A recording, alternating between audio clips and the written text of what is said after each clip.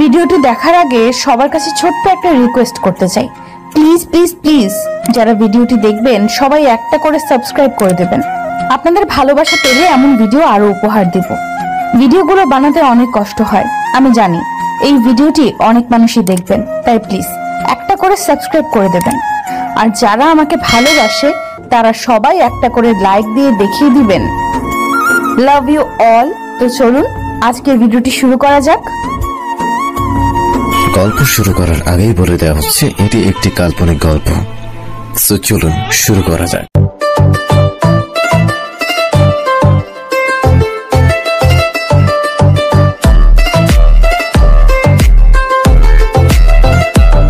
বাসার ভেতরে সমস্ত কাজ সুমি আর কয়েকজন মেয়ে মিলে করে ফেলেছে। তাদেরকে ফারহানি নিয়ে এসেছে। তদারকি করা ছাড়া ফারহানা বেগমের আর কোনো কাজ নেই। সাহেবা নিজ থেকে কিছু করতে গেলেই ফারহানের চোখ রাঙানির শিকার হচ্ছে। পরপর কয়েকটা ধমক খেয়ে সাহেবা অসহায় গলায় বলল, এবার ধমকাচ্ছেন কেন? বাড়িতে এত কাজ আর আমি বাড়ির বউ হয়ে এভাবে পটের বিবি সেজে বসে থাকলে মানুষ কি বলবে? কিছু একটু তো করতে দিন। সাহেবার অসহায় মুখের দিকে তাকিয়ে তপ্ত শ্বাস ফেলল ফারহান। ফোনে কাউকে কিছু টাইপ করতে করতে বলল, কোনো দরকার নেই, কাজ করার জন্য যথেষ্ট লোক আছে। তুমি শুধু আপুর কাছাকাছি থাকো। আর যদি বেশি বউগিরি করতে ইচ্ছে হয় তাহলে রুমে আসো। আমি একমাত্র মানুষ যার কাছে আসলে তোমার নিজেকে বউ মনে হবে। আর আমার বউ পটের বিবি, তাতে কারোর কোনো সমস্যা হলে আমার কিছু যায় আসে না। সাহেবা চোখ বড় বড় করে তাকিয়ে আছে ফারহানের দিকে। কি নির্লজ্জ লোক, মুখে কিছুই আটকায় না। সাহেবা চেহারায় দুঃখী দুঃখী ভাব এনে ফারহানের দিকে তাকিয়ে আছে। ফোনের কাজ শেষ করে সাহেবার দিকে তাকালো ফারহান। সাহেবার করুণ মুখ দেখে ভ্রু কুঁচকে ফেলল। ফোন পকেটে ভরে গম্ভীর গলায় বলল, চুমু চাই। সাহেবা সাথে সাথে আর্তনাদ করে উঠে বলল, মুখ বন্ধ রাখুন অসভ্য লোক। কখন থেকে কি সব বলে যাচ্ছেন? আপনার লজ্জাশরম লোপ পাচ্ছে, জেনে রাখুন। আমি লাজুক কোনো কালে ছিলাম না রানী সাহেবা, তবে নির্লজ্জও ছিলাম না। বিয়ে করার পর থেকে এই রোগ দেখা দিয়েছে। আর আমার রোগের মেডিসিন হচ্ছে তুমি। আসো একটা চুমু খেয়ে বিকেলের ডোজটা নিয়ে নেই। বলা তো যায় না কখন রোগটা আবার মাথাচাড়া দিয়ে ওঠে, তখন তোমারই সমস্যা হবে। ফারহানের মুখভঙ্গি দেখে সাহেবা বিরক্ত হয়ে গেল। এত রোমান্টিক কথাও কেউ এমন গম্ভীর গলায় বলে মনে হচ্ছে চুমু খেতে না ফাঁসিতে ঝুলাতে চাইছে। বিরক্তি ঝেড়ে সাহেবা ক্লান্ত গলায় বলল, চুমুর অভাবজনিত রোগে আপনি অসুস্থ হয়ে যান, এই দোয়াই করি। আপনার মতো মানুষ চুমু না খেয়ে করলা খেলে বেশি ভালো লাগবে। বাসায় করলা নেই, বাজার থেকে আনতে হবে। আমি লোক দিয়ে আনিয়ে দিচ্ছি। যত সব। রাগে গজগজ করতে করতে সাহেবা নিচে চলে গেল। তাতে ফারহানের কোনো হেলদোল নেই। সে আবার ফোনে মন দিল। কয়েক সিঁড়ি নিচে নামতেই সাহেবার ফোনে টুং করে মেসেজ টোন বেজে উঠল। মেসেজ চেক করতে আনমনে ঠোঁট প্রসারিত হলো সাহেবার। তুমি তো আমার করলা বউ, বাজার থেকে আনতে হবে না। আমার করলা আমি সময় মতো নিয়ে নিব। নিচে মা আর শোয়েব এসেছে, তাদের যেন কোনো অযত্ন না হয় সেদিকে খেয়াল রাখবে। কারোর ফরমাইশ পূরণ করতে যাবে না। এইবারই রানী তুমি, সেইভাবেই নিজেকে উপস্থাপন করবে। যা কিছু দরকার হয় আমাকে বলবে। তোমার সেবায় তোমার রাজামশাই সবসময় হাজির। সাবা আর নীতিকে কল করে দেখো কতটুকু এসেছে। আমি গাড়ি পাঠিয়েছিলাম। আর লিজার থেকে দূরে থাকবে বউ। আমি কিন্তু তোমার ব্যাপারে এক চুলও ছাড় দিব না, তোমাকেও না। তাই নিজের খেয়াল রাখবে। আমার আমানত তুমি, আমার আমানতের যেন খেয়ানত না হয়। আপুর আশেপাশে থাকবে। ভালোবাসি বউ। সাহেবা মুচকে হেসে নিচে চলে গেল। নিচে যেতেই লিজার মুখোমুখি হলো। লিজা ক্রূর দৃষ্টিতে তাকিয়ে আছে। সাহেবা এসব পাত্তা না দিয়ে শোয়েব আর মায়ের কাছে গেল। আপুর কাছে যাও মা, আম্মু ওখানেই আছে। আর শোয়েব আমার সাথে আয়। সাহেরা বেগম সাহেবার কথায় সায় জানিয়ে ফাইজার কাছে চলে গেলেন। আপু, তোমার ফোনটা একটু দাও তো, আমি গেম খেলবো। এইসব মেয়েদের অনুষ্ঠানে আমার বোর লাগে। সাহেবা নিজের ফোনটা শোয়েবের দিকে এগিয়ে দিয়ে বলল, তোর ফোন কোথায়? চার্জ শেষ হয়ে গেছে। খেয়েছিস কিছু? একটু আগেই খেয়েছি আপু, এখন আর কিছুই খাবো না। আমি উপরে গেলাম, তোমার রুমে থাকবো। ফারহান ভাইয়া কোথায়? রুমেই আছে, তুই যা। বারান্দায় তোর পছন্দের বই আছে। শোয়েব ফোনে গেম খেলতে খেলতেই উপরে চলে গেল। সাইবা কিচেনের দিকে পা বাড়ালো। সকাল থেকেই সানোয়ার সাহেব মন মরা হয়ে বসে আছেন। দুপুরে ঠিক করে লাঞ্চও করেননি। বিয়েবাড়ির ভিড়ে হয়তো কেউ খেয়াল করেনি। সাইবা হালকা কিছু খাবার নিয়ে সানোয়ার সাহেবের রুমের দিকে গেল। সুন্দরী রমণীদের হাসির শব্দে বিয়েবাড়িতে পরিবেশ মুখরিত। তাদের মধ্যমণি হচ্ছে আদিব। মৌমাছির মতো ঘিরে ধরেছে সবাই তাকে। আদিবও দাঁত কেলিয়ে তাদের সাথে হাসি তামাশা করে যাচ্ছে। আপাতত তার কোনো কাজ নেই। দূর থেকে প্রেয়সীর হৃদয় পোড়া গন্ধ তাকে তৃপ্তির শ্বাস দিচ্ছে। না তাকেও বুঝতে পারছে একজোড়া তীক্ষ্ণ চোখ তার দিকেই তাকিয়ে আছে। হাসি তামাশার মাঝেই খুশিতে গদগদ হয়ে উপস্থিত হলো আদিবের মা। হাসি হাসি মুখ করে আদিবকে বলল, কমিউনিটি সেন্টারে সবকিছু ফারহাদ সামলাচ্ছে। প্রায় 2000 মানুষের আয়োজন করা হয়েছে। অনেক নামি দামি লোক আসবে কাল, তাই কোনো কিছু ভুল হওয়া যাবে না। ক্লান্তিতে চোখ বুজে আসছে বারবার। পরনের শার্টটা ঘেমে গায়ের সাথে চিপকে আছে। রান্নার সমস্ত আয়োজন শেষবারের মতো চেক করে বাড়ির উদ্দেশ্যে রওনা হলো ফারহাদ। বাসায় যেতে ইচ্ছে করছে না। আজ তার প্রিয় মানুষটা আসবে, যাকে সে অন্তরালে ভালোবাসে বহু কাল ধরে। কখনো মুখ ফুটে বলা হয়ে ওঠেনি। সবার সামনে বিয়ে নিয়ে দুষ্টুমি করলেও সিরিয়াসলি বিয়ে করার কথা সূক্ষ্মভাবে এড়িয়ে গেছে বরাবর। তবে বিয়ে তাকে করতেই হবে একদিন। পৃথিবীর নিয়মের বাইরে নয় সে। কিন্তু তাকে কি আর পাওয়া যাবে? দীর্ঘশ্বাস ফেলে সিটে গা এলিয়ে দিল সে। এখন মধ্যরাত। ছাদের শেষ প্রান্তে দাঁড়িয়ে সিগারেট টানছে আদিব। একবার জাবেরকে বলে দেখে যেত। ফারহাদের কথা শুনে বাঁকা হাসলো আদিব। না বোঝার ভান করে বলল, কি বলার কথা বলছো ভাই? না বোঝার ভান করিস না আদিব, আমার কথা তুই খুব ভালো করেই বুঝতে পারছিস। জাবেরকে বুঝিয়ে বললে হয়তো সে বিয়েটা ভেঙে দিত। সেটা তো তোমরা ভাঙতে পারবে ভাই। তোমরা আপনজন হয়ে যখন হাত গুটিয়ে বসে আছো, সেখানে অপরিচিত একটা ছেলের কাছে সাহায্য চাইবো কেন? আব্বু আম্মু বিষয়টি জানে না আদিব। হুট করে এঙ্গেজমেন্টও হয়ে গেছে, ফাইজাও বিয়েকে বসেছে। আমরা কি করব বল? যেখানে ফাইজা নিজেই চাইছে বিয়েটা করতে, জাবেরের বিয়ে ভেঙে দিলে হয়তো কিছু একটা করা যেত। আমার জিনিস আমি অন্যের কাছে চাইবো কেন ভাই? যা আমার তা শুধু আমার। আমার কোনো কিছু তো আমি কাউকে ভোগ দিই না। সেখানে তোমার বোন বা আমার কলিজা কি কাউকে দেওয়া যায়? চিন্তা করো না ভাই, সময় মতো আমার জিনিস আমি বুঝে নেব। তবে তোমার বোনকে এর মূল্য দিতে হবে। আমার চোখের পানি তো সস্তা না ভাই। এই মূল্যবান চোখের পানির দাম তোমার বোনকে দিতেই হবে। তবে পেয়ে আসছে। রাগের মাথায় উল্টাপাল্টা ডিসিশন নিয়ে ফেলেছে। এটা নিয়ে মন খারাপ করিস না ভাই। ওর উপর কত চাপ যাচ্ছে বুঝতেই পারছিস। তার উপর তোদের বয়সের পার্থক্য। তাতে আমার কষ্টগুলো মিথ্যে হয়ে যায় না ভাই। নির্ঘুম রাতগুলো ফিরে আসবে না। যে না জেনে ভুল করে তাকে মাফ করে দেওয়া যায়। তোমার বোন ইচ্ছে করে জেনে বুঝে আমাকে কষ্ট দিয়েছে, তাকে কি করে ক্ষমা করে দিই? চিন্তা করো না, আমি এতটা পাষাণ নই। একবারে শাস্তি দেব না, শুধু অবহেলাগুলো ফিরিয়ে দেব। এখন আবার বোনের উপর মায়া দেখাতে গিয়ে ভাইয়ের উপর অবিচার করো না। আমি কিন্তু তোমার ভাই হই, এটা কিন্তু মনে রেখো। বিয়ের সাজে স্টেজে বসে আছে ফাইজা। ঘড়ির কাঁটা গিয়ে 4টায় ঠেকেছে, কিন্তু বরযাত্রী আসার খবর নেই। ফারহান আর ফারহাদ গিয়েছে খোঁজ নিতে। ফারহানা বেগমের চিন্তায় প্রেশার ফল করেছে। সাইবা তার পাশে বসে আছে। বিয়ে বাড়িতে কানাঘুষো বেড়েই চলেছে। ফাইজার চাঁদের মতো মুখটা আষাঢ়ের কালো মেঘে ঢেকে এসেছে। নিজের মতো স্থির হয়ে বসে আছে সে। কোনো দিকে কোনো খেয়াল নেই তার। ফোনের মেসেজ টোন বাজতেই চোখ তুলে তাকালো সে। কি বলে শুরু করব বুঝতে পারছি না। তোমাকে যেদিন প্রথম দেখেছিলাম সেদিন নিজের মনের মধ্যে তোমার অস্তিত্ব অনুভব করেছিলাম। গম্ভীর একটা মেয়ে এভাবে আমার হৃদয় নাড়িয়ে দিয়েছে, বিশ্বাস করতে কষ্ট হচ্ছিল। ভালোবেসে ফেললাম তোমায়। তোমার আম্মু খুব স্নেহ করতেন আমাকে। আমি জানি তোমাদের তুলনায় আমরা কিছুই না, তবুও সাহস করে নিজের মনের কথা জানিয়েছিলাম তোমার আম্মুকে। আমার মনে হয়েছিল তোমাকে পাওয়ার একটা চেষ্টা করা উচিত, যাতে ভবিষ্যতে এটা ভেবে আফসোস করতে না হয় যে চেষ্টা করলে হয়তো তোমাকে পেয়ে যেতাম। বিশ্বাস করবে কিনা জানি না, যেদিন আমাদের এঙ্গেজমেন্টের হলো সেদিন বাসায় এসে বাচ্চা ছেলেদের মতো কেঁদেছিলাম। এঙ্গেজমেন্টের পর থেকে খুব চেষ্টা করেছি তোমার সাথে সহজ হতে, তোমাকে বুঝতে, কিন্তু বরাবরই ব্যর্থ হতে হয়েছে। তবে এইটুকু বুঝতে পারতাম তুমি আমাকে মেনে নিতে পারছো না।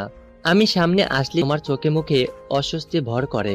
ভাবলাম বিয়ের পরে সব ঠিক হয়ে যাবে। একবারের জন্য মাথায় আসেনি তুমি অন্য কাউকে ভালোবাসতে পারো। যখন বুঝলাম তখন অনেকটা দেরি হয়ে গেছে। তোমাকে এ পর্যন্ত টেনে আনতে চাইনি, বিশ্বাস করো। নিজের সাথে বারবার যুদ্ধ করে হেরে যাচ্ছিলাম। খুব স্বার্থপর হতে চাইছিল মন। আমার ভালো থাকার খোরাক যে তুমি, তাই একটু স্বার্থপর হয়ে তোমাকে নিজের করে নিতে চেয়েছিলাম।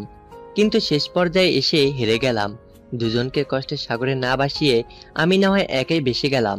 তবুও তো আমার ভালোবাসার মানুষটা সুখী হলো। ছোটবেলা থেকে অভাবের সংসারে বড় হয়েছি। বাবা মা খুব কষ্ট করে আমাকে এই পর্যন্ত এনেছে। তোমার কথা বাড়িতে জানানোর পর থেকে মা একটু রেগেছিলেন, তবে পরে মেনে নিয়েছিলেন।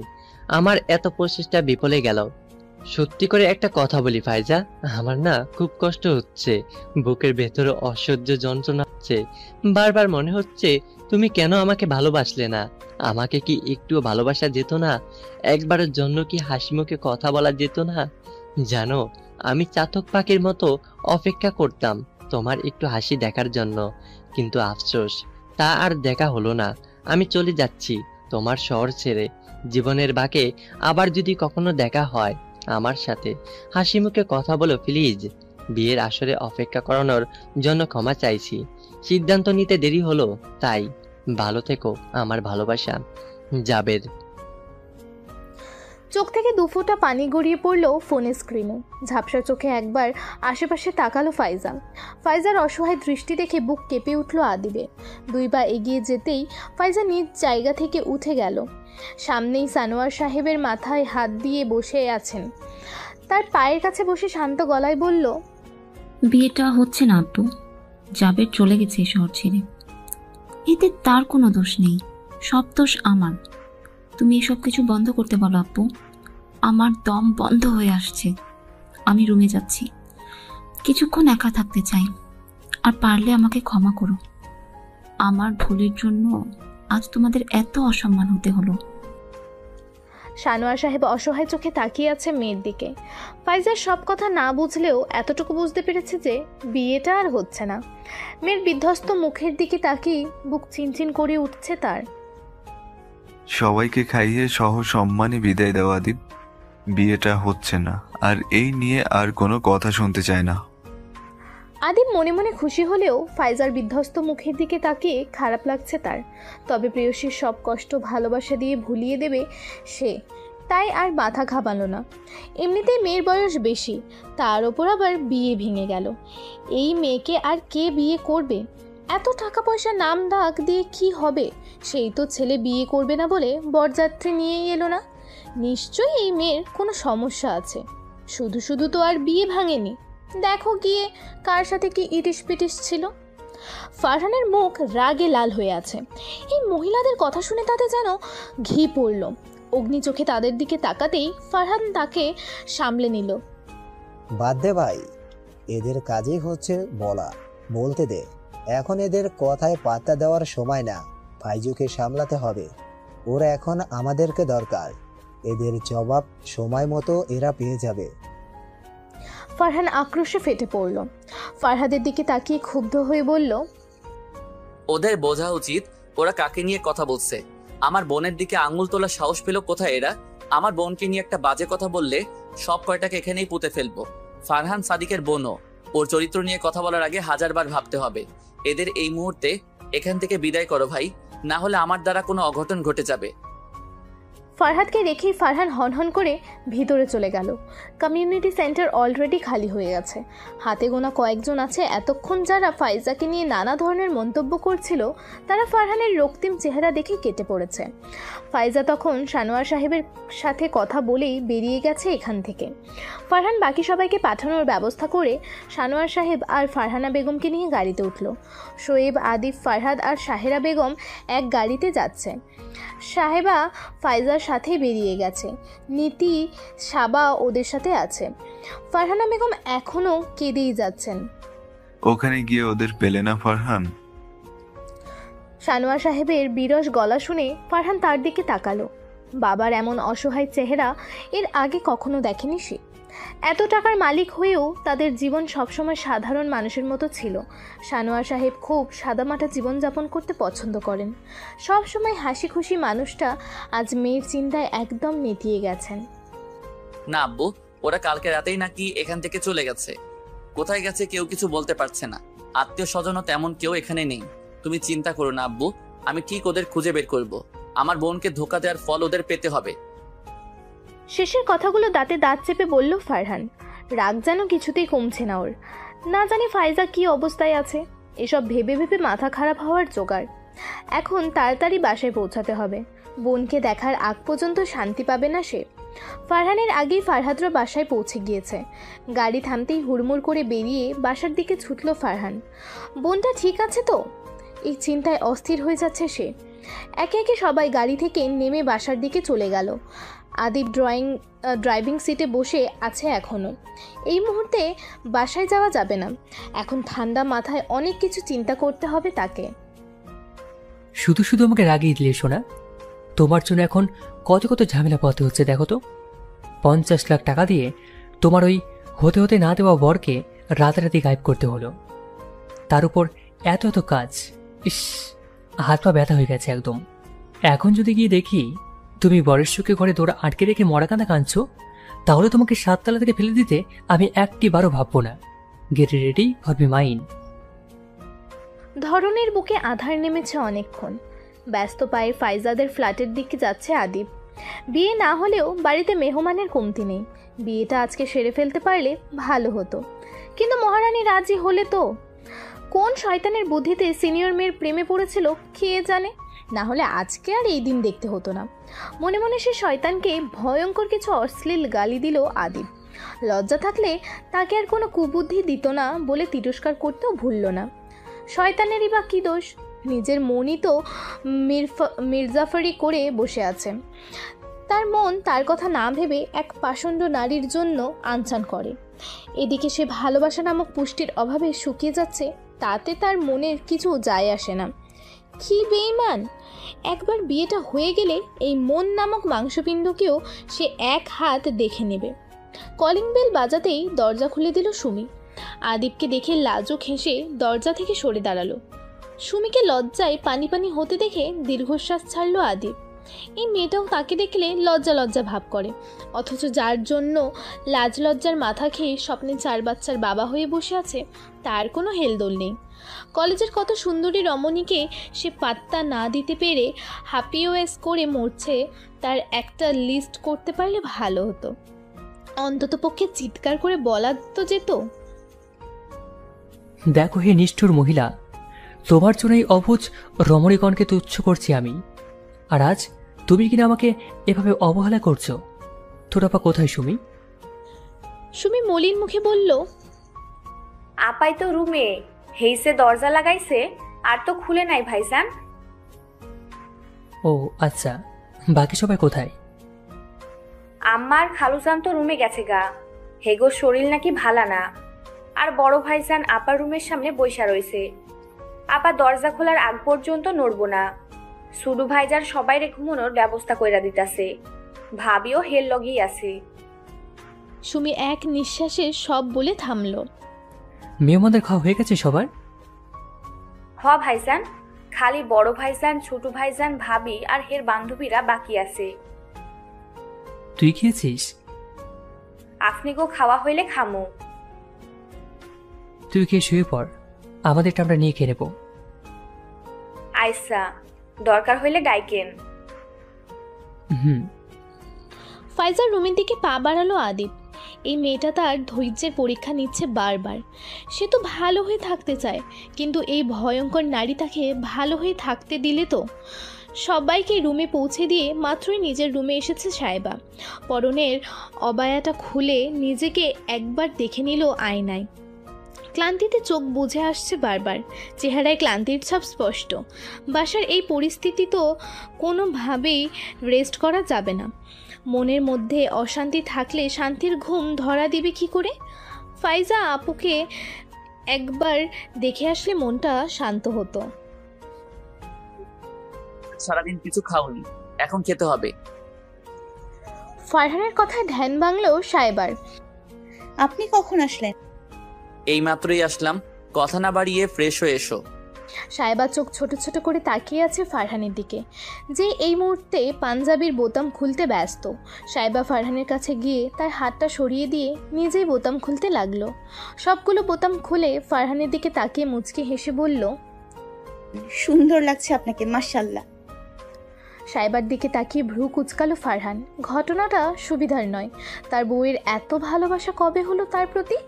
সাহেবার কোমর আঁকড়ে ধরে নিজের সাথে মিশিয়ে নিল ফারহান। কপালের কাছের অগোছালো চুলগুলো কানের পিছনে গুজিয়ে দিতে দিতে বলল, আজ এত ভালোবাসার কারণ কি রানী সাহেবা? মানে আমি কি আমার বরকে ভালোবাসতে পারি না? অবশ্যই পারো, একমাত্র তাকেই ভালোবাসার অনুমতি আছে তোমার। তাহলে তাকে ছেড়ে আর কাকে ভালোবাসবে? এবার বলো কি চাই? আপু। সাহেবাকে থামিয়ে দিল ফারহান। সব ঠিক হয়ে যাবে ইনশাআল্লাহ, আমি আছি তো, টেনশন কেন করো? আমরা সবাই আছি আপুর সাথে। আর সবচেয়ে বড় কথা, আল্লাহ আছেন তো, তিনি নিশ্চয়ই উত্তম কিছু ভেবে রেখেছেন। তিনি সর্ব উত্তম পরিকল্পনাকারী। সাহেবা আদুরে বিড়াল ছানার মতো মাথায় এলিয়ে দিল ফারহানের লোমশ বুকে। নিচু হয়ে সাহেবার মাথায় চুমু খেয়ে আগলে নিল তাকে ফারহান। শক্ত করে জড়িয়ে ধরে বুকের মাঝেই পিষে ফেলল তাকে। আরে কি করছেন? ব্যথা পাচ্ছি তো। নড়াচড়া করলে আরো বেশি ব্যথা পাবে। আস্ত পাথর একটা। এই ছাড়ুন তো, হাড় গোড় সব ভেঙে দিল একেবারে। ভাঙতে আর পারলাম কই, ধরার আগেই তো মিয়ে যাও। আচ্ছা ছাড়লাম, এবার 5 মিনিটের মধ্যে ফ্রেশ হয়ে এসো, আপুর কাছে যাব। আপু? কাপড় নিয়ে বাথরুমে চলে গেল সাহেবা। সাহেবার যাওয়ার দিকে তাকিয়ে তপ্ত শ্বাস ফেলল ফারহান। সবার সাথে স্বাভাবিক আচরণ করলেও ভিতরটা পুড়ছে বোনের জন্য। ফাইজা খুব ভেঙে পড়েছে। ফাইজাকে সাপোর্ট করতে হলে সবার আগে তাদের সবাইকে স্বাভাবিক হতে হবে। নিজেদের বিধ্বস্ত মুখ নিয়ে ফাইজার কাছে গেলে সে আরও ভেঙে পড়বে। কাবার থেকে ট্রাউজার আর টি শার্ট বের করে ফ্রেশ হতে স্টাডি রুমে চলে গেল ফারহান। আর কতক্ষণ এভাবে বসে থাকবো ভাই? এভাবে বোয়াল মাছের মতো মুখ করে বসে না থেকে কিছু একটা করলে সময়টা ভালোভাবে কেটে যেত। আদিবের দিকে কটমট করে তাকালো ফারহাদ। নিজের রাগ কন্ট্রোল করতে না পেরে নিজের পায়ের স্যান্ডেল ছুঁড়ে মারল তার দিকে। আর একটা কথা বললে সত্যি সত্যিই মার খাবি তুই। বসে থাকতে ইচ্ছে না করলে চলে যা, তোকে কেউ বেঁধে রেখেছে নাকি? ছোটবেলার হবু জামাইকে জুতো ছুঁড়ে মারছো, হাল্লা! এই তোমার লজ্জা করো না এভাবে আমাকে অপমান করতে? না, প্রয়োজন হলে জুতার ফ্যাক্টরি এনে ছুঁড়ে মারবো। তাহলে ঠিক আছে, জুতার ফ্যাক্টরি বেচে 50 লাখ ওসুল করব। আদিবের কথা শুনে ফিক করে হেসে দিল ফারহাদ। আদিবও যোগ দিল সাথে। তাদের হাসির মাঝে সেখানে উপস্থিত হলো নীতি আর সাবা। দরজার পাশে টুলের ওপর হাত পা ছড়িয়ে ছিটিয়ে বসা দুইজন যুবকের দিকে তাকিয়ে হতাশার নিঃশ্বাস ফেলল তারা। আপু এখনো দরজা খোলেনি ভাইয়া? নীতির কথা শুনে ফারহাদের মুখটা ফ্যাকাশে হয়ে গেল। এই মেয়ে তাকে মিনিটে মিনিটে ভাইয়া কেন ডাকে তা আজ পর্যন্ত বুঝে উঠতে পারল না সে। দিনে একবার ডাকলেই তো হয়। আরে তোমরা এখনো ঘুমাওনি কেন? আদিবের কথায় লাজুক হাসলো সাবা। মিনমিনে গলায় বলল, অবশ্যই। তোমাদের কোম্পানি খারাপ লাগবে না, চলো একটা গান ধরা যাক। শুধু শুধু বসে থাকতে খারাপ লাগছে, বিরহ বিরহ টাইপের গান হলে ভালো হয়। পরিবেশের সাথে মানানসই হতে হবে। আজকাল ট্রেন ছাগা খাওয়া গানের লিস্টটা বলো তো, ওখান থেকে একটা গান ধরবো, বুঝলে? নিষ্ঠুর প্রিয়তমা গান গাইতে পারলে ভালো হতো, তবে এটা ছেলেদের জন্য। মেয়েদের জন্য একটা ভালো ছাগা খাওয়া গান খুঁজে বের করো, কুইক। আদিবের উল্টোপাল্টা কথা শুনে বিরক্তিতে চ শব্দ করল ফারহাদ। গমগমে গলায় বলল, তুই এখান থেকে যা ভাই, অযথা বিরক্ত করিস না। ফারহাদের দিকে তাকিয়ে শয়তানি হাসলো আদিব। দরজায় হালকা টোকা দিয়ে ফাইজাকে ডাকলো। এভাবে আর কতক্ষণ দরজা বন্ধ করে রাখবে? আমি এখান থেকে নড়ছি না। যখনই দরজা খুলবে আমাকে এখানেই পাবে। আর যদি ধৈর্য ভেঙে যায় তাহলে দরজা ভাঙতেও সময় লাগবে না। তাই নিজ থেকেই দরজা খুলে দাও। সোনা, টুকু, আপু। এতক্ষণ দুশ্চিন্তায় থাকা মহল এখন বিষাদের রূপ নিয়েছে। রুমের ভিতরে থাকা রমণীর আত্মচিৎকার সবাইকে স্তব্ধ করে দিয়েছে। ফাইজার কান্নার শব্দে দৌড়ে এসেছে ফারহান। চেঞ্জ করে সে এদিকেই আসছিল। মাঝপথে ফাইজার চিৎকার করে কান্না কর্ণগোচর হতেই ছুটে এসেছে সে। আদিব, ফারহাদ, সাবা আর নীতি বিমূঢ় হয়ে দাঁড়িয়ে আছে। ফারহান সেদিকে ধ্যান না দিয়ে তাড়াতাড়ি দরজায় কড়া নাড়াতে লাগলো। আপু আপু দরজা খুলো।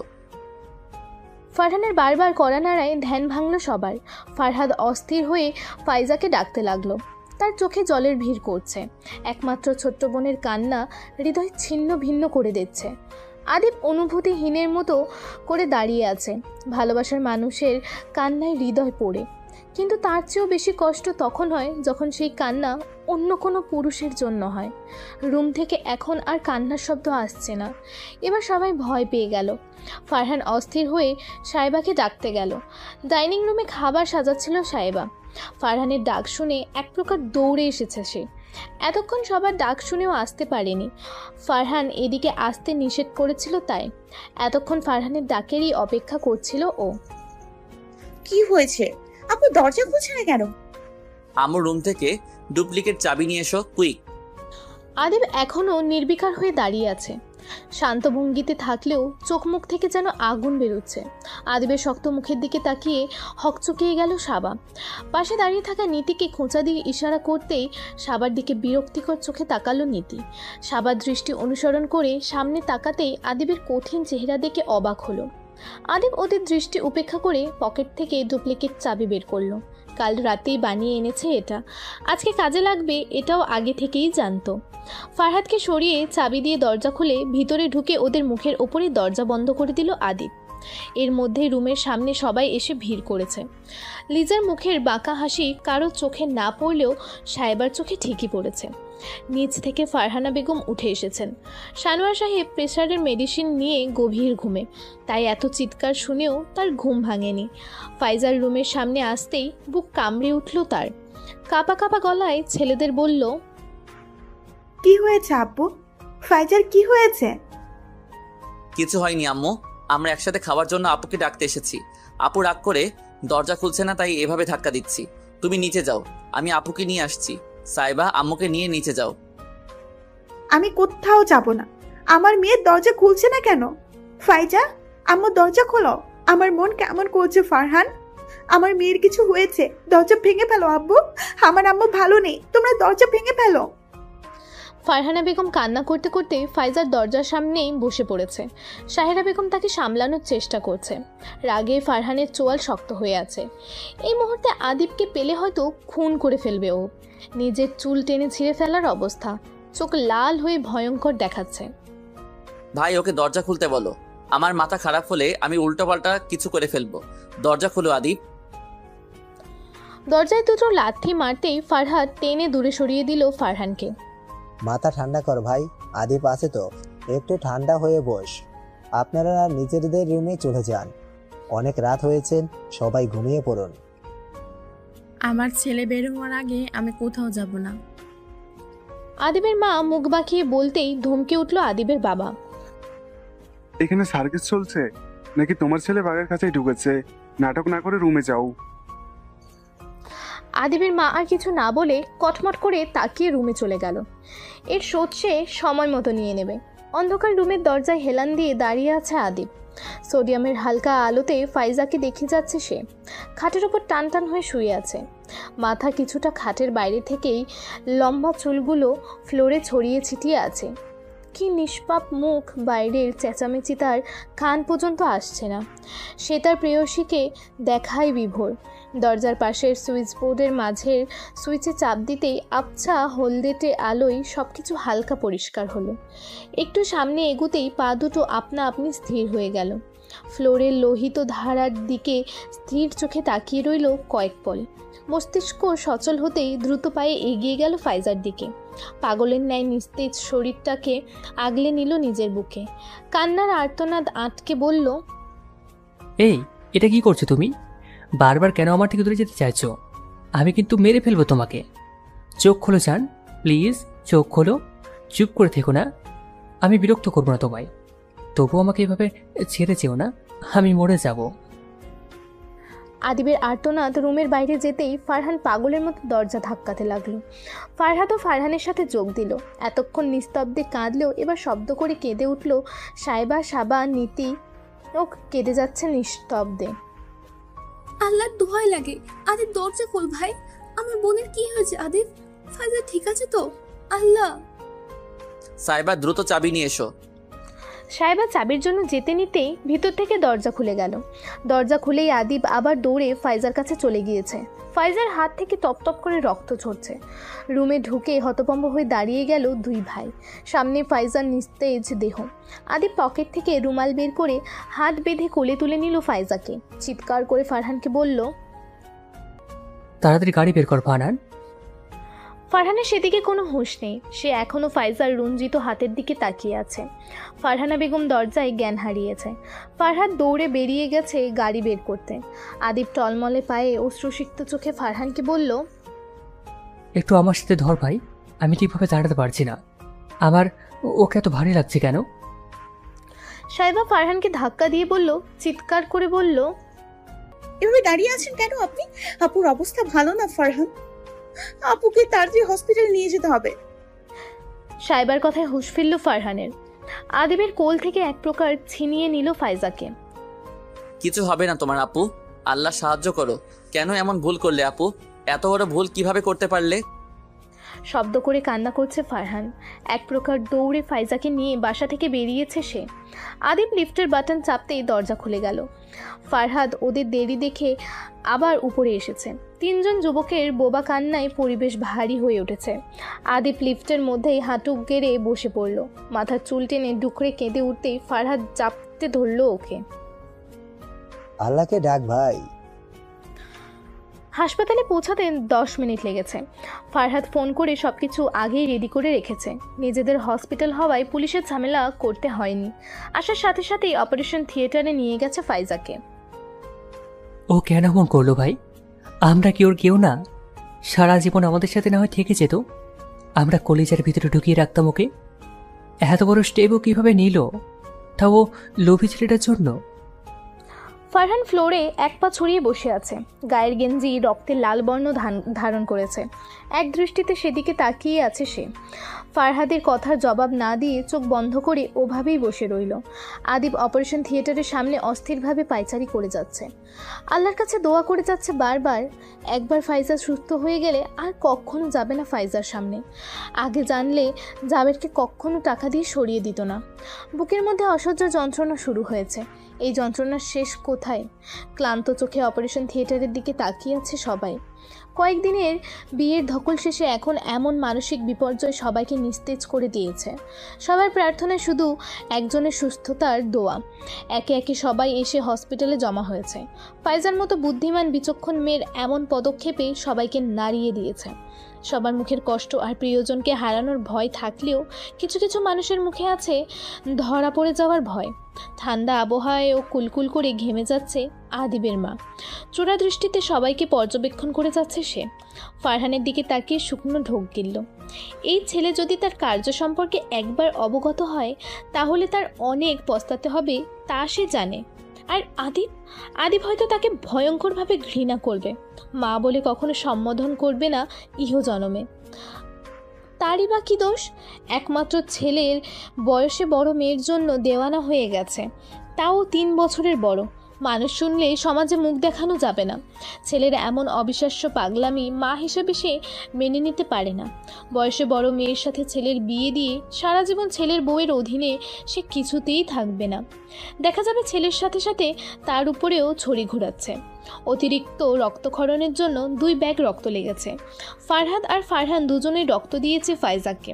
ফারহানা বেগম কাঁদতে কাঁদতে অজ্ঞান হয়ে গেছেন কয়েকবার। জ্ঞান ফেরার পরেই অপারেশন থিয়েটারে ছুটেছেন তিনি। নিজে ডাক্তার হয়ে সে কিছুতেই এভাবে বসে থাকতে পারেন না। শাহানা বেগম আর লিজাও এসেছে। শাহানা বেগম যতই রেগে থাকুক না কেন, ভাইয়ের ছেলেমেয়েদের খুব ভালোবাসে সে। আসার পর থেকে নিঃশব্দে কান্না করছেন তিনি। লিজা মায়ের কান্নায় প্রচণ্ড বিরক্ত। এভাবে মরা কান্না করার কি হয়েছে? এখনো তো মরে যায়নি। উফ আম্মু থামবে, ঠিক কখন থেকে কান্না করে মাথা ধরিয়ে দিচ্ছ। লিজার বিরক্ত গলা শুনে শাহানা বেগম রাগী চোখে তাকালো তার দিকে। আর একটা কথা বললে থাপ্পড়ে গাল লাল করে দিব, বেয়াদব মেয়ে। তোকে এখানে আমি আসতে বলেছি, ভালো না লাগলে চলে যা। এখন এটা বলিস না তোর খুব কষ্ট হচ্ছে বা চিন্তা হচ্ছে। আমি জানি তুই শুধু ওদের কষ্ট দেখে মজা নিতে এসেছিস, তাই কথা না বাড়িয়ে বাসায় যা। শাহানা বেগমের রাগী গলা শুনে দমে গেল লিজা। শাহানা বেগমের কথা একটাও মিথ্যা না, সে সত্যিই এখানে ফারহানের যন্ত্রণায় কাতরাতে দেখতে এসেছে। রাত প্রায় ৩টার কাছাকাছি। হসপিটালের করিডোরে পায়চারি করে যাচ্ছে ফারহান। চোখগুলো রক্তবর্ণ ধারণ করেছে। প্রায় ২ ঘন্টা হতে চলল ফাইজাকে অপারেশন থিয়েটারে নিয়ে গেছে। ডাক্তার এখনও কিছু বলছে না। ফারহানা বেগমকে কোনোভাবে সামলানো গেছে, সানোয়ার সাহেবকে কিভাবে সামলাবে সেটা ভেবে আরও পাগল পাগল লাগছে ফারহানের। ঘুম থেকে উঠলেই তো সব জানতে পারবে সে। এমনিতেই কাল থেকে প্রেশার হাই হয়ে আছে। ফারহানের অস্থিরতা আন্দাজ করতে পারল সাহেবা। তারও কি কম কষ্ট হচ্ছে? ফারহাদ চুপচাপ বসে আছে। ফারহাদ বরাবরই শান্ত মেজাজের মানুষ। ভিতরে ভিতরে বোনের জন্য ভেঙে পড়লেও বাইরে নিজেকে শান্ত রেখেছে। ওদিক থেকে চোখ সরিয়ে চারিদিকে চোখ বোলালো সাহেবা। আদিবকে কোথাও দেখা যাচ্ছে না। এই মুহূর্তে আদিবের সাথে কথা বলাটা জরুরি, তবে পরিস্থিতি এতে খারাপের দিকে যাবে। একটু দূরেই আদিবের মা দাঁড়িয়ে আছে। তাকে দেখে রাগ হলেও নিজেকে সামলে নিল সাহেবা। ফাইজা যখন কমিউনিটি সেন্টার থেকে বাসায় চলে এসেছে, তার সাথে সাহেবা, সাবা আর নীতিও ছিল। বাসায় আসার কিছুক্ষণ পর পর্যন্ত সব কিছু ঠিকই ছিল। সমস্যা বাধে আদিবের মা আসার পর। বিয়ে ভাঙাতে ফাইজা খুব একটা আপসেট ছিল না। আদিবের মায়ের বিষাক্ত কথায় ফাইজাকে ভিতর থেকে ভেঙে দিয়েছে। সাহেবা অনেক চেষ্টা করে তাকে থামানোর। সে সাহেবাকেও কটু কথা শোনাতে পিছু হাঁটেনি। তার ভাষ্যমতে ফাইজা আদিবকে ফাঁসিয়েছে।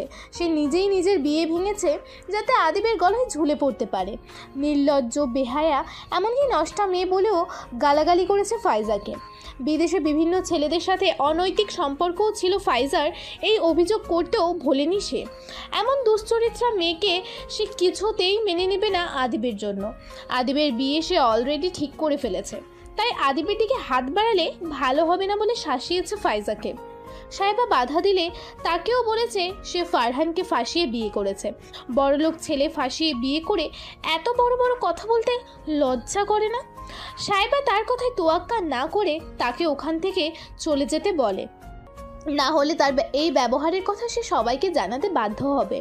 আদিবের মা তার আরও কিছু তিক্ত কথা শুনিয়ে রুমে চলে যায়, আর ফাইজা আস্তে করে নিজের রুমে গিয়ে দরজা বন্ধ করে দেয়। সাবা আর নীতি শুধু নীরব দর্শক ছিল সেখানে।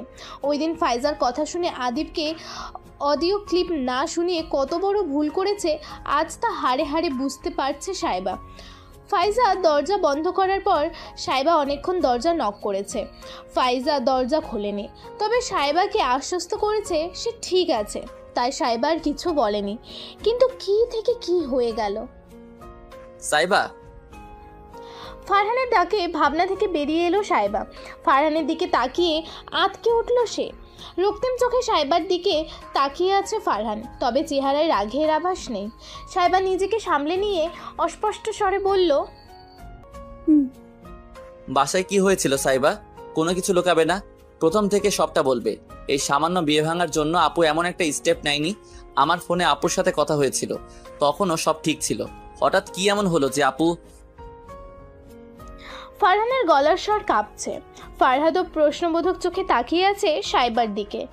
আর কেউ না জানলেও ওরা দুই ভাই জানে ফাইজা এ বিয়ে ভাঙাতে কোনো কষ্ট পায়নি। তাহলে কি এমন হলো? এতটা দুর্বল তো ফাইজা কখনোই না যে সামান্য বিয়ে ভেঙে যাওয়ায় সুইসাইড করবে। সাইবা ভয়ার্থ চোখে তাকালো ফারহানের দিকে, শুকনো ঢোক গিলে আর চোখে আদিবের মায়ের দিকে তাকালো। তার চোখেও আতঙ্ক দেখা যাচ্ছে। চুপ করে থেকো না সাইবা, আমার রাগ সম্পর্কে তুমি জানো। এই মুহূর্তে আমি নিজেকে সামলাতে পারছি না, প্লিজ সত্যিটা বলো। ফারহানের কাটকাট গলায় বলা কথাগুলো সাইবাকে অসহায় করে তুলল। এই মুহূর্তে এসব নিম্ন আলোচনা করা মানে ঘূর্ণিঝড়ের নিমন্ত্রণ দেয়া, যেই ঝড়ে সবার আগে ধ্বংস হবে আদিব। সাইবা আর একবার আশেপাশে চোখ বুলালো আদিবের আশায়, কিন্তু আদিব কোথাও নেই। ফারহান সাহেবার ভীত চোখ দেখে নিশ্চিত তারা পৌঁছানোর আগে বাসায় কিছু হয়েছে। সাহেবা ফারহানের রক্তিম চোখের দিকে তাকিয়ে মিনমিনে গলায় বলল, তেমন কিছুই হয়। সাহেবাকে মাঝপথেই থামিয়ে দিল ফারহান। অত্যন্ত রাগী গলায় বলল, মিথ্যা নয়, সত্যিটা জানতে চাইছি। এখন এসব থাক, আগে আপু ঠিক হয়ে যাক, এগুলো পরেও আলোচনা করা যাবে ফারহান। সাহেবার পাশে সাবা আর নীতি এতক্ষণ সবকিছু চুপচাপ শুনে যাচ্ছিল, কিন্তু এবার আর চুপ থাকতে পারল না। অনেকটা ক্ষিপ্ত হয়েই নীতি সাহেবাকে বলল, থাকবে কেন সাহেবু? ভাইয়া সবকিছু জানা দরকার, আমি আপনাকে বলছি ভাইয়া।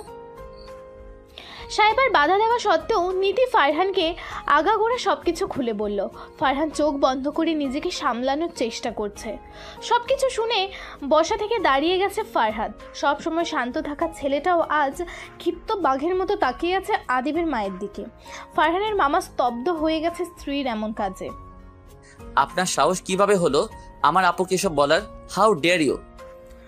ফারহানের হুঙ্কারে উপস্থিত সবাই কেঁপে উঠল। সাহেবা অশ্রুসিক্ত চোখে নিজের দিকে তাকিয়ে আছে, এজন্যই সে এখন এসব বলতে চায়নি।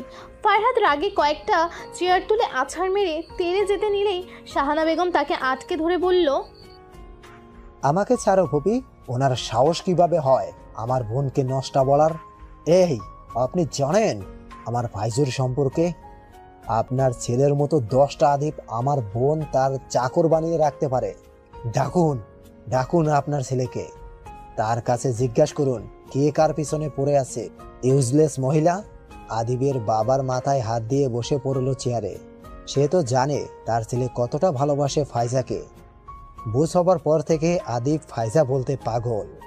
আদিব যদি জানতে পারে তার মায়ের জন্য ফাইজার এই অবস্থা, তাহলে ছেলেটা মরেই যাবে।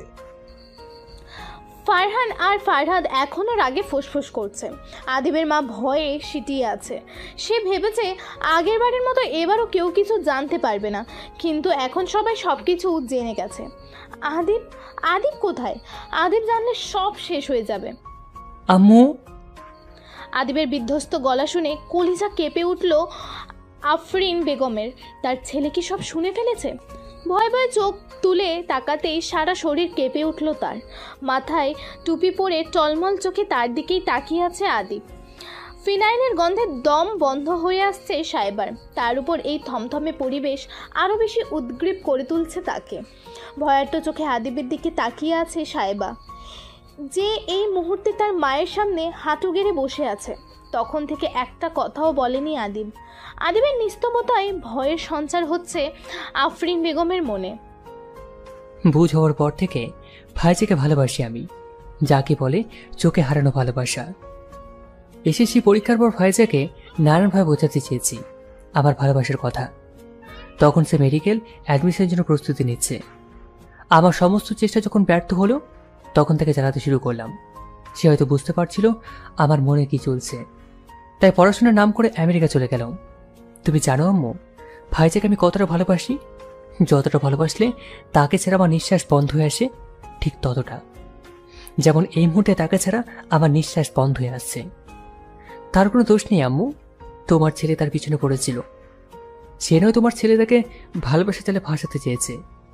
বারবার বারণ করা সত্ত্বেও রাস্তার কুকুরের মতো তার পিছনে পড়ে আছে।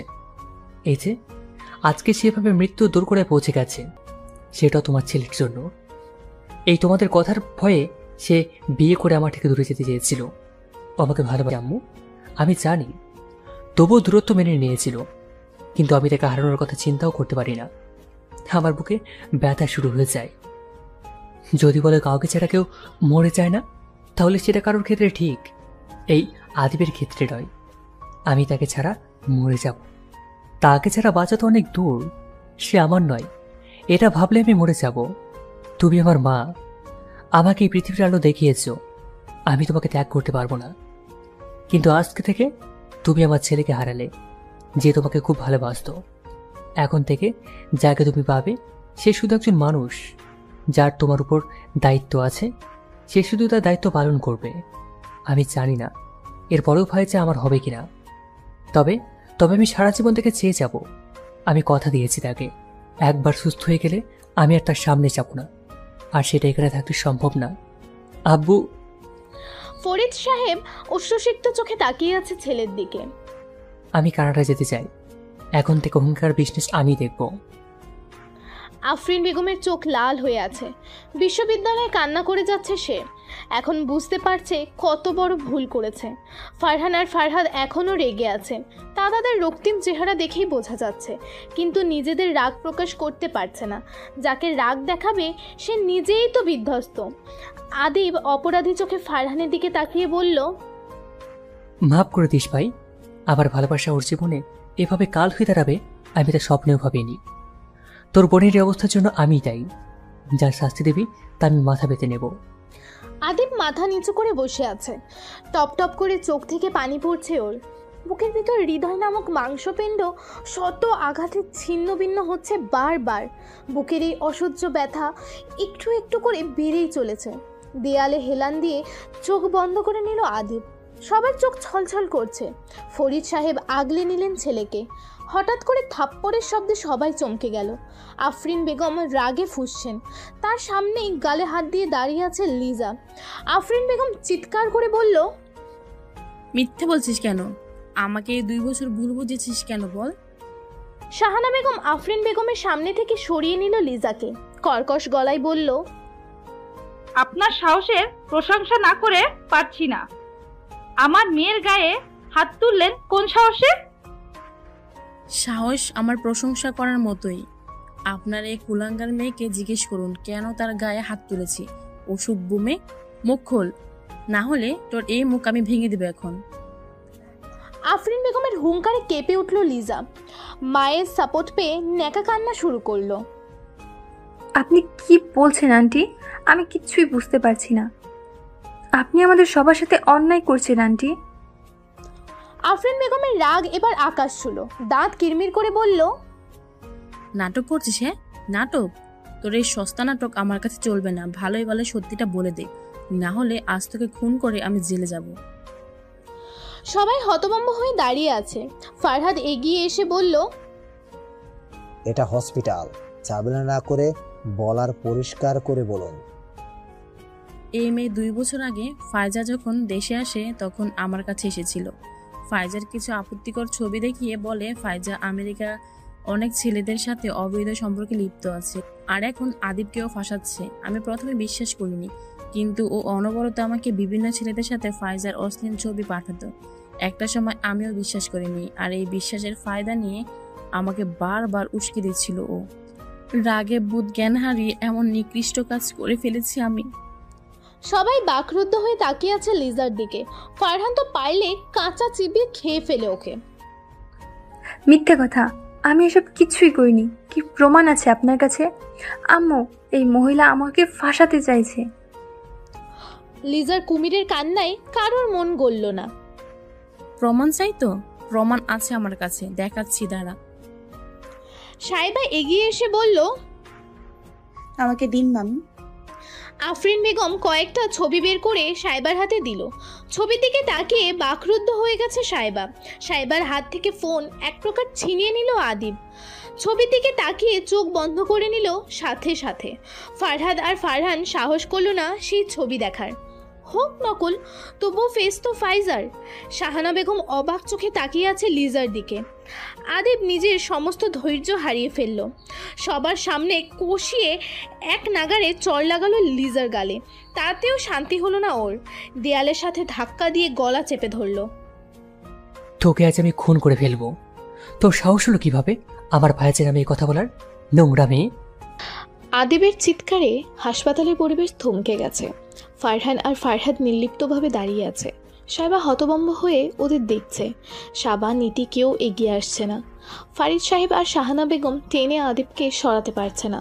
লিজার চোখ মুখ লাল হয়ে গেছে। এভাবে আর কিছুক্ষণ থাকলে সত্যি সত্যি মরে যাবে। এতক্ষণ পরে তৃপ্তির হাসি হাসলো ফারহান। চেয়ারে আয়েশ করে বসে সাথে ফারহাদকেও টেনে বসিয়ে দিল। আদিবের দিকে তাকিয়ে উৎসাহিত গলায় বলল, মেরে দে, সেটেলমেন্ট আমি করে নিব। আমার বাবার অনেক টাকা। গলা টিপে মারা হয়ে গেলে এই 5 তলা থেকে আর 2 বার ফেলবি। একা না পারলে বলিস, আমি লোকের ব্যবস্থা করে দিব। হসপিটাল আমাদের, ডাক্তারও আমাদের। সুইসাইড কেস বলে চালিয়ে দিব। আই উইটনেসও আছে। কি বলো শালিকারা? প্রেমে ছেঁকা খেয়ে এভাবে আত্মহত্যা করবে ভাবতে পারেনি দুলাভাই। আহা বেচারি। চেয়ারে পায়ের উপর পা তুলে আয়েশি ভঙ্গিতে বসে আছে ফারহান। চেহারা দেখে মনে হচ্ছে সে খুবই বিরক্ত। ফাইজাকে কেবিনে শিফট করা হয়েছে, এখন কিছুটা ভালো আছে সে।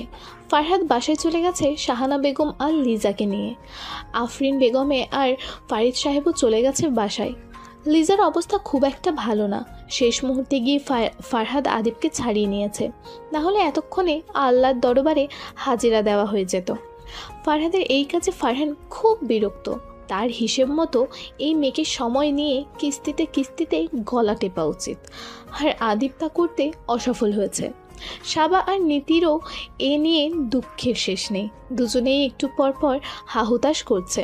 এতক্ষণ রেগে থাকলেও এখন অসহায় হয়ে বসে আছে আদিব। ফারহান কোনোভাবেই তাকে ফাইজার কাছে যেতে দিচ্ছে না। সাইবা আর ফারহানা বেগম আছে ফাইজার কাছে। অতিরিক্ত রক্তক্ষরণের কারণে তার জ্ঞান ফিরতে একটু সময় লাগবে। আর কতক্ষণ এভাবে বসে থাকবো? এবার যেতে দে ভাই, একবার দেখে চলে আসবো। আদিবের অসহায় গলা শুনেও কোনো হেলদোল হলো না ফারহানের। সে এখনো আয়েশি ভঙ্গিতে পা নাড়িয়ে যাচ্ছে। আদিবের অবস্থা কেঁদে দেওয়ার মতো। সবার একটু কষ্ট হলেও আদিবকে দেখে সে ফারহানকে অনুরোধের ভঙ্গিতে বলল, একদম দাদি বলবি না। আমি শুনেছি দুলাভাই বলেছে দুর্বল পুরুষের কাছে বোন বিয়ে দিবে না। সামান্য দুর্বলতার জন্য এমন তুখর প্রেমে হেরে যাবে তা আমি কখনোই মেনে নিব না। দরকার হলে আদিব ভাইয়াকে কাদের কাকুর মতোই সিঙ্গাপুর পাঠাবো। সাবার কথা শুনে তিনজনেই হতাশার নিঃশ্বাস ফেলল। আদিব তো পারলে ফারহানকে চিবিয়ে খেয়ে ফেলে। ফারহান তা মোটেও পাত্তা দিচ্ছে না। সে গভীরভাবে চিন্তিত। সাইবার সাথে একটা বোঝাপড়া করতে হবে। বাসর রাতে আদর করে বুঝিয়েছে তার কাছ থেকে কিচ্ছু না লুকাতে, আর এই মেয়ে এত বড় কথা লুকিয়ে গেল। মেয়েটা তার কথা সিরিয়াসলি নেয়নি। কি বেয়াদব!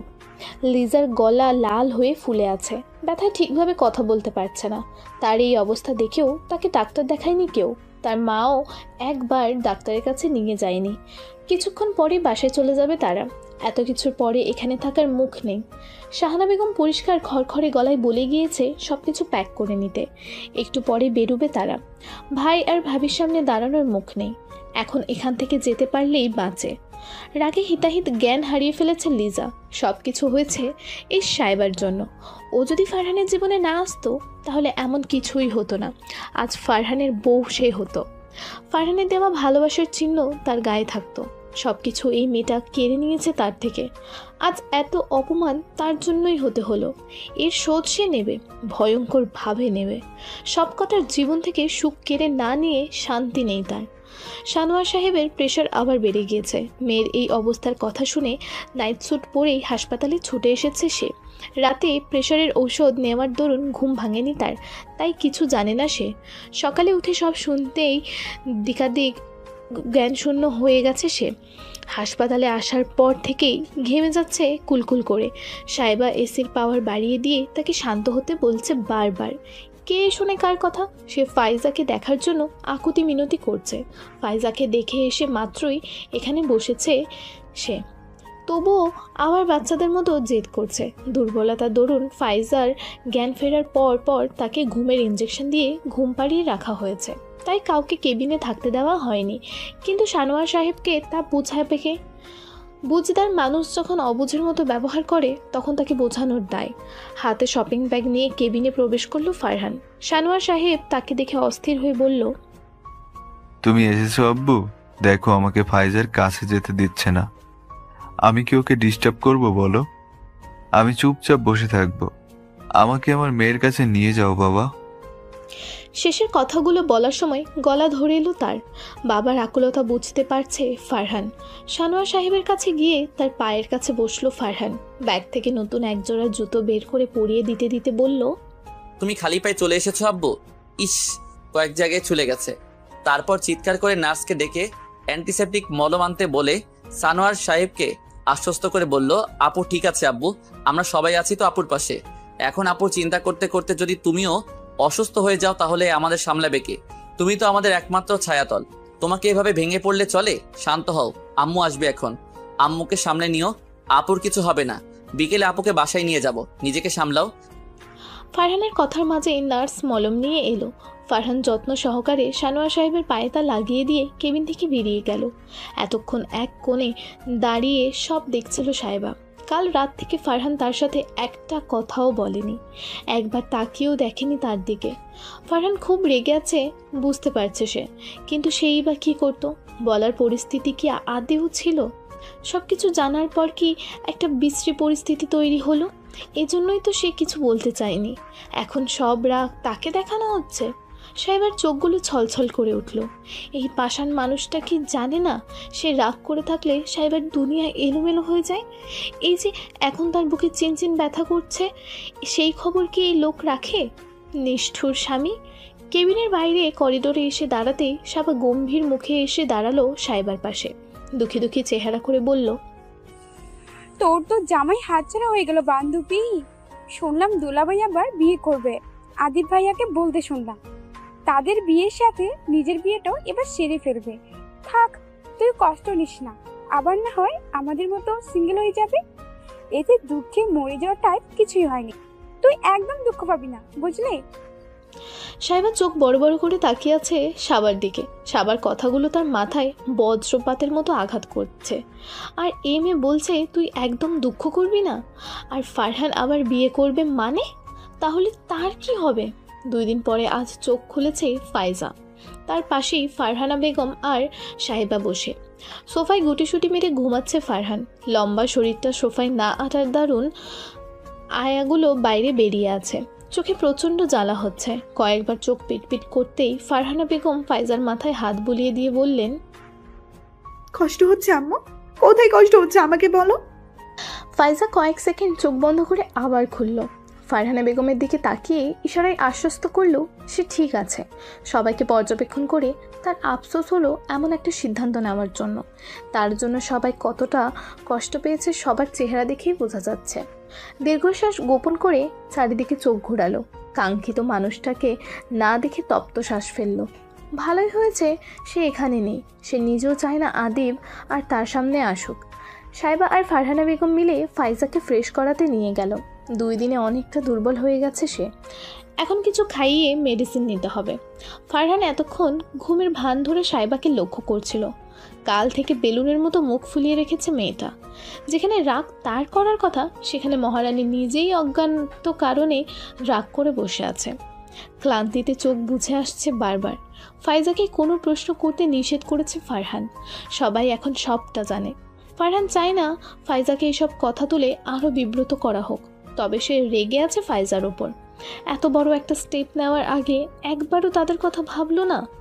একবার ভাইদের সাথে কি আলোচনা করা যেত না? তাদের বললে ওই মুহূর্তে সবাইকে নিজেদের জায়গা দেখিয়ে দিত তারা। মানুষের কথা বড় হলো। ফাইজার কিছু হলে ওদের কি হতো একবারও ভেবে দেখেছে? উল্টো হয়ে আবার শুয়ে পড়ল ফারহান। সে এখানেই থাকবে, কিন্তু কথা বলবে না ফাইজার সাথে। আর ধুলোর রানীকেও সে দেখে নেবে, শুধু পরিস্থিতি স্বাভাবিক হওয়ার অপেক্ষা। পৃথিবীতে তার বউকেই কেন এমন বেয়াদব হতে হলো? এই যে সে কাল থেকে এখনো সাহেবার সাথে একবারও কথা বলেনি, সে খেয়াল আছে তার? তাকে পাত্তাই দিচ্ছে না। এই দিনও দেখার ছিল না, এর একটা হেস্তনেস্ত করতেই হবে। তাকে পাত্তা না দেওয়া চলবে না। হোক সেটা হসপিটাল, তবুও তাকে ফারহানের দিকে প্রেম প্রেম নজরে তাকাতে হবে। আহ্লাদ করে রাগ ভাঙাতে হবে। একটা মাত্র স্বামী তার, একটু আহ্লাদিপনা করলে তো আর ক্ষয় হয়ে যাচ্ছে না। ফারহান নিজের মাথাটা 2 দিকে ঝাড়া দিয়ে আবার ঘুমানোতে মনোযোগ দিল। ঘুম থেকে উঠে এই মেয়েকে এক হাত দেখে নেওয়া যাবে। এমন চিংড়ি মাছের মতো ফালাফালি করছিস কেন? ঘুমানোর প্ল্যান বাদ দিয়ে এবার তড়াক করে উঠে বসলো ফারহান। ফারহাদ এখনও তার দিকে ভ্রুকুঁচকে তাকিয়ে আছে।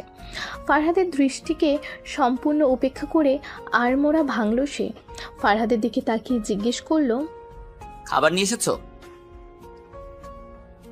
আপুকে ফ্রেশ হতে নিয়ে গেছে। আপুর কয়েক সেট কাপড় আনার ব্যবস্থা করো।